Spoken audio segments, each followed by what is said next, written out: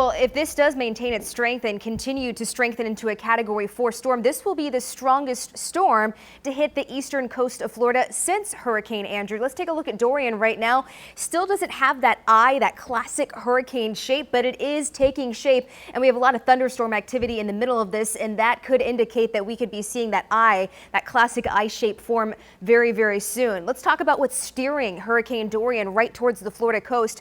It's a big area of high pressure. It's sitting right over Bermuda. It's the Bermuda High. How strong this is going to determine exactly where Dorian ends up. If it's a little bit weaker, then it's going to end up farther north on the Florida coast. If it's a little bit stronger, it's going to end up farther south. And that's what we're starting to see. The models are coming together. We've shown you two different solutions over the past couple of days. They've been wildly different, but I want to show you how similar they are right now. This continues to strengthen as it pushes over the Bahamas. The northwestern Bahamas, now under a hurricane watch. This is going to make landfall sometime very late on Monday evening into Tuesday morning before moving up the coast of Florida and then eventually up the coast of Georgia into the Carolinas. This is the European model. I want to show you the American model now and just how similar this is. Again, making landfall somewhere along the Florida coast. Right now it looks like central to southern Florida before moving up the spine of Florida, eventually along the Georgia and Carolina coast. That would keep Atlanta out of a lot of the impacts of this storm and on the western and weaker side of the hurricane.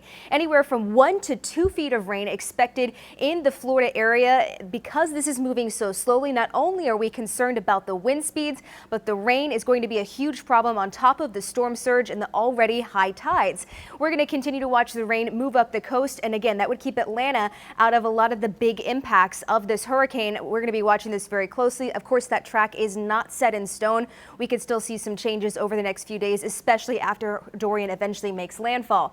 Through the holiday weekend, though, we're going to stay extremely quiet in Atlanta. Only a very small chance of rain both Sunday into Monday, with high temperatures staying near 90 degrees. You'll notice the humidity builds in as we go throughout the weekend. 70 degrees in Atlanta right now, but a lot of 50s on the map. That's that lower humidity in place, and that's going to stick around for this afternoon, despite the fact that we're going to climb to near 90 degrees. 90 in Atlanta, 88 in Canton, and 90 for you in Rome. If we see Dorian start to push more towards Atlanta, our rain chances on our 7-day forecast will go up for the later half of next week, but right now they stay fairly low with high temperatures right near 90 degrees.